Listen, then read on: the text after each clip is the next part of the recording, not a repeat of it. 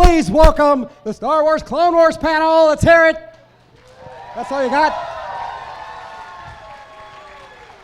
Matt Lanter, Ashley Eckstein, James Arnold Taylor. Yeah. Keep it going. They're still making their entrance. You should sit right there. Huh?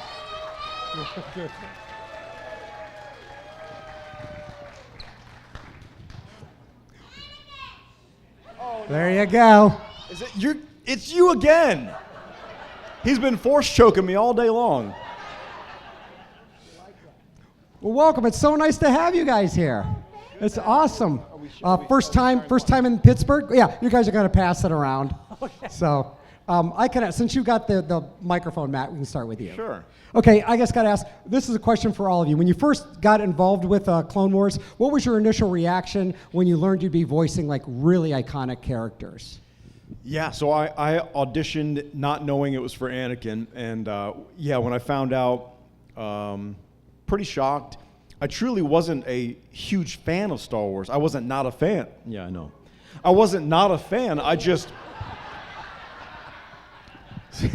James has heard this story 25 times. He's a good actor. You know, I had seen it. I knew it like pop culture. I just wasn't a fan like I am now. And, you know, I think that worked in my favor because not long after I was cast, I was talking to George, having a meeting about Anakin. You're talking to George. You're just name dropping. Yeah, do you guys know George? Yeah, he's a good friend. Good friend. But I've told the story a few times today to a few people, but I think it helped me because I was able to just have a conversation like a normal person with George. So yes, that's how it worked for me. Yeah, there you go. Well, for me, it was a little different because no one knew who Ahsoka Tano was. And in fact, during our audition, Ahsoka was really top secret. She didn't even have a name. All they said is that there was this new character, and she was a 14-year-old girl. And in fact, I went in thinking I was auditioning for Padme. And I'm a massive Star Wars fan, so I was really excited, but then instantly bummed because I sounded nothing like Natalie Portman. And I tried and tried and tried because I wanted it so bad. And I couldn't get the sound of Padme. And I almost didn't go to the audition. I know, and I'm a really positive person, but I almost walked out of the audition, and because there was 100 other girls there that were just perfect for Padme. And so I called my agent and I said, hey, you know, I don't think I'm right for this. And he said, Ashley, whatever you do not leave. Go back in there because you never know what could happen. And little did I know that they were also auditioning for this brand new character that was a 14-year-old girl. And that's all I knew. In fact, they wanted her at first to have an Icelandic accent, and I couldn't do it. And fortunately, Dave decided against that. And when I was cast, he was like, no, just use your voice. Just be yourself, use your voice. But that's when I actually found out who I was playing once I was cast. Literally, in our very first recording session, that's when I found out that I was going to be Anakin Skywalker's Padawan. Like, my mind was like, it blew my mind because I'm like, wait a minute, he doesn't have a Padawan. What do you mean? Yeah, it wasn't like James, where James was already voicing Obi-Wan when he was cast. Yeah. Pass the microphone, yes. Cast as Obi-Wan. Yes. For the first time. Yes. Did you know it was Obi-Wan, or were they very secretive? No, I knew. He asked if I knew. So my journey with Obi-Wan began back in 2001 for the micro series of the Clone Wars. Y'all know the micro series? I see a lot of heads nodding, yes. Yes! Force choke Anakin. All right. And so I had auditioned. It was when Attack of the Clones had just come out. Revenge of the Sith was still being made. And so they played me a bunch of scenes from Attack of the Clones, and it was, come to your senses. What do you think Padme do if she were in your position? You look tired because of your mother. Dreams pass in time. So I was just very specifically called to double Ewan McGregor's voice at the time, and then they made the Revenge of the Sith video game and all of that, and it was, you were the chosen one. And so I was very blessed to get to be him for all of that, and then they held me over for this one, and that was pretty cool. I was one of those girls that read for Padme as well, but I didn't get that, but it would have been fun, so yeah. James, while you have the microphone, I want to ask you, because it's such a great core character, Obi. What did you think you brought into it to kind of enrich the character? Oh my goodness. I was a huge Star Wars nerd. I was old Ben Kenobi's. That was who I grew up with, right? And so I loved Obi-Wan, this crazy old wizard. I was a huge Lord of the Rings fan, and he was like as close to Gandalf we ever had at the point on screen. And so I never could have imagined as a kid getting to do that. So I tried to combine a little, I have a bad feeling about this, Master. That Ewan McGregor, who was doing a spot-on Alec Guinness in Phantom Menace, along with, hello there, come here, my little friend. That Alec Guinness. So I try to pay homage to both of them, and Dave Filoni was kind enough to say, just make Obi-Wan your own voice. So that was very cool. So did they have to fine-tune what you were doing much, or they just kind of gave you free license? No, I was able to just kind of take it and kind of make it my own. And Matt certainly did that. Ashley certainly did that. She got to make Ahsoka her own, and now she is the definitive voice of Ahsoka. Anytime in my head I see Ahsoka, it's Ashley to me. But Matt is kind of the same with Anakin now in so many ways, because he was able to really take it. And you can tell the story, but it's like Han meets Luke and Han. Yeah. So when I auditioned, like I mentioned, I had no idea it was for Anakin. But when I went in to read, I read some copy, and they said, Dave said, well, just kind of give me a mashup of what you think Luke and Han together sounds like. So that was the notes they gave me, and so to me that felt like Luke Skywalker, hero Jedi with Han swagger, because I knew that much. I mean, So, and that's what it was. And I think that's what George was really wanting in the Clone Wars, is to see Anakin as the hero we heard he was. And I think to him that kind of meant some humor here and there, and some bravado and confidence, and kind of funny. And so that's what I brought to the table. And then they called me a few days later and said, you got the job. How hard was it to balance, knowing what his character was going to be? How hard was that to keep that deep down? Yeah, it's a good question. For me, I felt like at times, and when we started, I almost felt like I was doing a different character. I really cherished the moments, though, as we went on, to kind of play with Anakin in the darker headspace. And those times where Dave always called it flashes of the dark side, and those moments where we saw Anakin in the Clone Wars do really questionable things, things that were just like, oh yeah, he's got a screw loose. Those were special to me, because I felt like I was really getting to mesh my Anakin with Darth Vader. That's nice. And so that was special. So the question for all of you, do you have a particular episode or scene that really kind of was like, this is a bunch of all right, and you kind of, really kind of felt really good about that, like a real sense of accomplishment, a certain scene or episode that you really think you really kind of nailed it, super nailed it? When did you think you were awesome? When did you think you were awesome? That's the better way to put it. I don't think any of us ever thought we were awesome. Voiceover has a way of humbling you. You can be recast at any minute, and it does sadly happen often. Matt, for example, there was another Anakin for the first 6 months, and then they just decided, you know what, we want to go in a different direction, and they brought Matt in.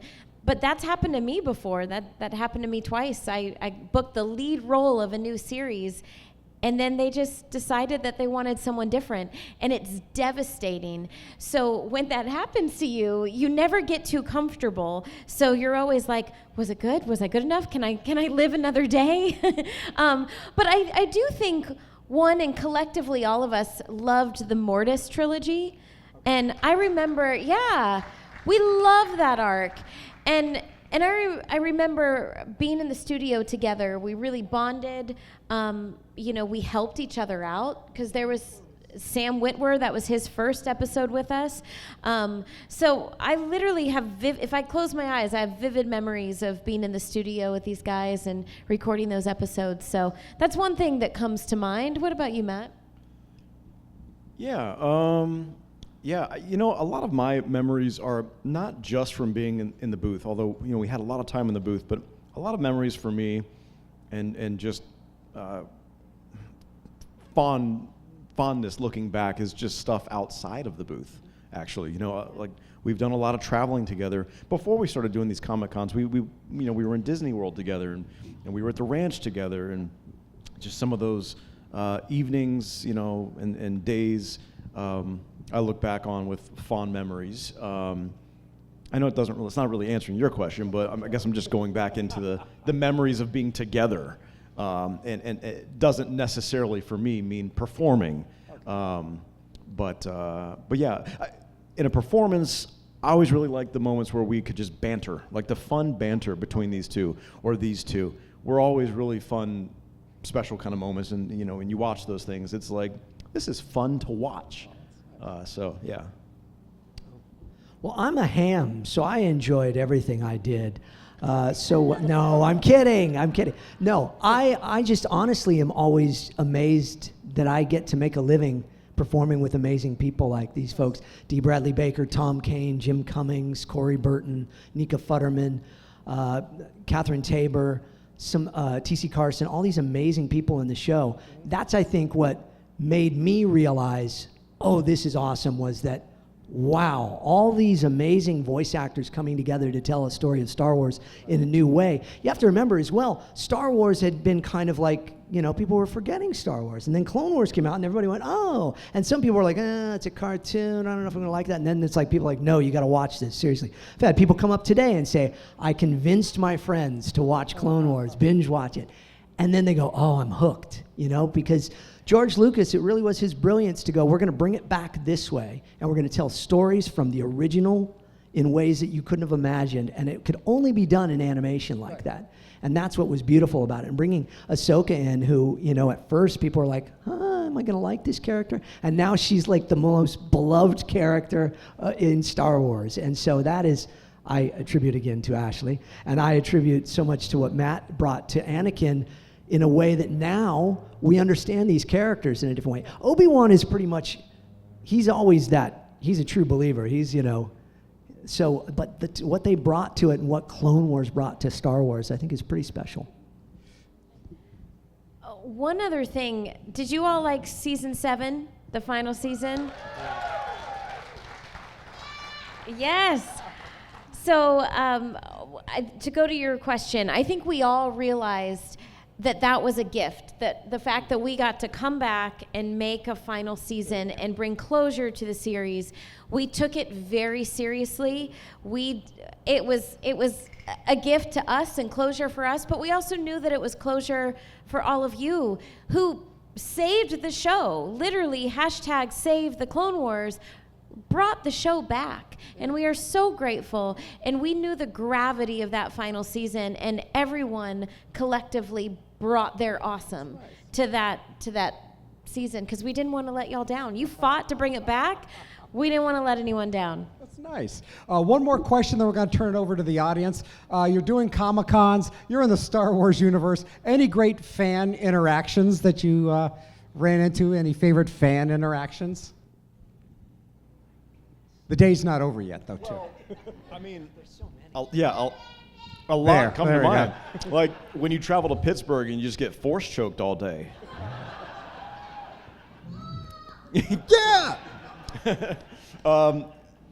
There has been so many amazing fan interactions that Sue and Melanie, We've known them for a long time now.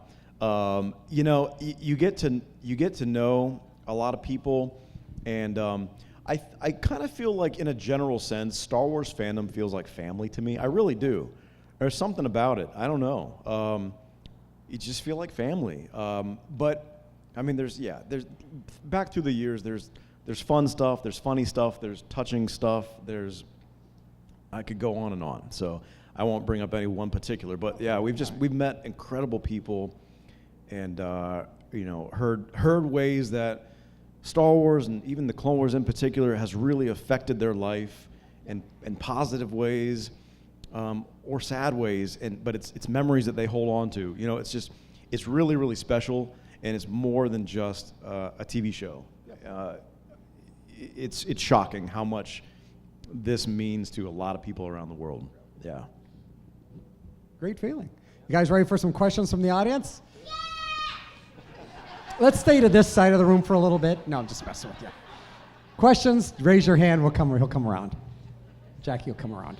Hi. I have two questions. My first one is, I know some of you have done like live action stuff, like That's a Raven and 90210. How does that differ from voice acting? And also, what arc do you think gave your characters the most development overall? Yeah. Okay. Sure. Yeah. Yeah. How does it differ? I don't have to brush my teeth to do voiceover. I don't even have to put on a proper outfit. I can just wear my pajamas, which is even more true nowadays, because now we've got these home studios, and we're, you know, Tales of the Jedi recorded from my house, so even more so now. Let's see, some of the major differences. You know, with voiceover, you're not hitting marks, you're not worried about lighting, you're not worried about blocking other actors, and a lot of technicalities that you don't have to worry about with VO. In some ways, I do think it takes more creative imagination, and you know, it's acting. Like you're bringing a character to life, and so you got to find a way to do that. So in some ways, VO is easier. Some ways it's harder. You don't have props and other actors usually to rely on. We were really lucky. We got to bounce off of each other for pretty much the whole series. But yeah, I mean, in some ways, you really have to be more creative, and you have basically one tool to bring a character to life, and that's your voice. So it's tough in that way. Yeah, I mean, just to piggyback on what Matt said, because we get this question a lot. A lot of people come up and say, how do I become a voice actor? Well, voice acting is acting, first and foremost. So I always say, well, if you want to get into voice acting, get into acting, however you can. Whether it's theater, or whether you do have the opportunity to get into film and television, or whether you start in radio like James, just get your foot in the door performing somehow. And then the only difference is really the technique. You know, with voiceover, you have to stand still behind a microphone that's this close to your face, and you can't move around and act it out. But the acting is still the same. You know, live action, you do get to act it out, and you know, there's people with you, and you know, that's different. In theater, it's live, so if you mess up, well, you got to go, you know, figure it out on the fly. So the technique is different for everything, but at its core, the craft, the acting is the same. And so I always remind people that, because sometimes they'll say, oh, it's just voice acting, or they're just a voice actor. No. Some of the most brilliant actors that we've ever worked with are voice actors. And then I would say, to your second question, for me personally, I would say the season 5 finale, where Ahsoka walks away from the Jedi Order, I think had the most growth for her. It really put her on the path, I think, on who she was meant to become. Okay. Yes, I will say very quickly, interesting to me is I've always been a voice actor. Since I was very young, I started in radio, as Ashley was saying, when I was 16, 17 years old, stand-up comedy and radio, with the intent of always being a voice actor. I loved the fact that I could be a little guy and in a little padded room talking to myself, doing, you know, everything from Fred Flintstone, or Jedi Master Plo Koon, or Johnny Test, or Christopher Walken, or Hiccup from How to Train Your Dragon, or any of those. And then look like this. So that was fun. But lately I've been doing on-camera stuff, and I found that it's wild because these two are very accomplished on-camera actors. Ashley, a very funny comedic actor as well on camera, and Matt, extremely funny in things. You did all sorts of funny things, but you always think of him as like this serious hunky guy, but he's very funny. So I'm getting to see what their world was before getting into voiceover, and I'm getting a great appreciation for what they did. But as far as the shows as well, I think the Duchess Satine and Obi-Wan, those were very special to me. And that opened new doors. I hope we get a spin-off of them someday, like a Tales of the Jedi telling the story of Obi-Wan and Satine. Wouldn't that be cool? Yeah. And we have a question on the other side of the room, right over there. Ashley, Tales of the Jedi, your 3 episodes were my favorite of that series. Thank you. James, your and Maul's battle on Tatooine, that was epic. Matt, if there was any other Tales of the Jedi episodes you'd like to see, what would it be? And Pinky and the Brain doing the battle on Mustafar. What was I thinking? Is that what you're wanting to know? Well, no, if you had any episodes of Tales of the Jedi that you would like to see for Anakin. Sure. And James is on the Pinky and the Brain. I thought you said picking your brain on Mustafar. No, that's why no. I was like, it was a sad, unfortunate event. I don't know. Like, it was hot. Yeah. Let's see. That's a great question. I really love the format of Tales of the Jedi. I love seeing these moments that meant so much that in the moment you didn't realize they were special.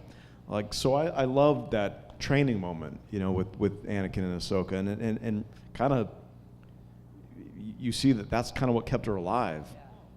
And it was like sort of insignificant. It was probably just another day for Anakin and Ahsoka of training, but it meant so much. Saved her life with that moment, you mean? Or you just mean other? I think he'd already fallen in love with Ahsoka like a sister, and he knew he had to protect her. And so I think he knew what he was doing. Yeah. I don't know, we've never talked about it. Yeah, we haven't. All right, we should let's chat. I'll give you my number. As far as other specific moments, I don't know. I would love to see more moments like that. I think that time is so rich of stories to tell. I'd love to see some more. Yeah, that's right. That's good. I want to see Anakin just really happy with Padme, just hanging out, just having a coffee, and just being really like celebrating Christmas. Yeah. Coming to Hallmark Tuesday, 8:00. It's Anakin and Padme in Jingle All the Way. Yeah, he got no time to be happy. He was always in chaos mode. That's what I want to see. There was happy times. There was happy times. Yeah, there was. Yeah. Who wants this? Take this. So you wanted me to do like Pinky and the Brain on Mustafar? I mean, well, I'm no Rob Paulson or Maurice LaMarche, but I guess it would be, right, Brain, why are we here? You were the chosen one. Narf. You don't know my power, Pinky. I don't know. I have no idea. Those were terrible Pinky and the Brains, but I did my best. Excellent. Next question, please. So, first of all, I just want to say thank you for all the memories of the Clone Wars and being a childhood show of mine. And actually, I watched the movie with my mom in the theater is how I came to know the Clone Wars. So I guess my 2 questions are, what are your guys' favorite arc from the entire series? And the other one is, what was it like meeting your live-action counterparts of Rosario, Hayden, and Ewan? Favorite for me, I liked The Lawless. That was a single episode, but that story is so powerful. We would get the scripts when we walked in the room. So when you hear Obi-Wan, you can kill me, but you'll never destroy me. It takes strength to resist the dark side. Only the weak embrace it. That was either the first, second, or third time I ever said those lines. And I had no idea, spoiler alert, sorry, what was going to happen with Satine. I literally did not know it until I read the direction, the stage direction in the script. And when you hear Obi-Wan say, Satine, under his breath, that was me reading. And they decided to keep it. That's the genius of Dave Filoni sneaking around and taking little things here and there and putting it in. But, and then what was the other part of that was about meeting, oh yeah. I met Ewan very briefly in London last year at Star Wars Celebration. I went in and did a photo op with him, and that was my first time in 22 years of voicing Obi-Wan that I got to actually meet him. And it was very brief. It was like, hi, I'm James. I do Obi-Wan in Clone Wars. Smile. And that was it. So, but he was very nice, and I wish I could have said hello there, hello there, hello there, hello there, and then back and forth, but other than that. But Hayden has been extremely kind to all of us. Hayden's a big fan of the Clone Wars, and he's been wonderful. Rosario is as well, and I'll let them speak to that. Yeah, I mean, nothing much. Yeah, I've met him a few times. Hayden's really kind guy, and I'm really happy for all this resurgence and popularity for some of the more recent live action shows that he's been in. Just as a fan of the character and a shepherd of the character in that time in his life, I'm happy to see that character getting some more love. Yeah. And I mean, ditto to what they said. Rosario has been absolutely lovely. But I think our Star Wars family as a whole, we are very lucky. All the Star Wars actors are just so kind. And we have gotten the pleasure to really meet one another at the various conventions. And whether you're on the dark side, the light side, you're a Mandalorian or some sort of bounty hunter, behind the scenes, everyone's just one family, and it's really nice. We got time for about 3 more questions, and then they're going to be headed back to their I tables feel to like sign. we got to get this little guy up front. We'll save him for last. Okay. Hi. I want to say thank you for your work making a great show. For Ashley, there's a lot of time in Ahsoka's history that we haven't seen, particularly on screen. Are there any, I'm sure you can't talk about everything, but are there any discussions about filling in some of those gaps through animation? Well, you know, I'm a big believer in throwing your dreams out into the universe, and then maybe they'll come back to you. So no, I mean, everything with Ahsoka and Star Wars in general is so top secret. And I'm in this point in time where I'm, just a fan and can dream like you. So Dave Filoni did promise me I'd always be the voice of Ahsoka in animation. So fingers crossed we'll get to hear her again. But I'm just excited as a fan of Ahsoka, whether I get to play her in something or not, that we continue to tell her story. Like you said, there's so many more stories to tell. Ahsoka has always been bigger than me. It's a large team of people that I call Team Tano that it takes to bring Ahsoka to life. And this is a character that's changing and saving lives. And we need to tell her story because she's really making an impact. And so I hope there's many, many stories for years to come. And I hope there's still a couple more stories that I get to help tell. Okay. Last 2 questions. Hi, guys. First of all, Matt, thank you for letting my son force choke you 45 times today. You rock, Anakin! But question for all of you. In regards to the final season, obviously you went into it knowing where those characters were going to end up with Revenge of the Sith. How did that kind of foreknowledge that you had as a person kind of inform your performance as you went in, even though those characters didn't know what was coming? Well, I'll start with this because this is something I actually had several conversations with Dave Filoni about along the way, especially season 7. He would always remind us, you as fans know what's about to happen. Our characters don't, especially Ahsoka. She has no clue what's about to happen.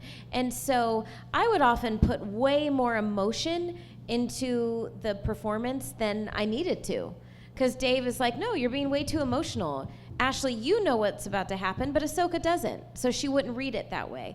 So yeah, it was really interesting to unlearn everything that we'd learned. Yeah, I think I had mentioned doing moments of dark side, and that was important to me.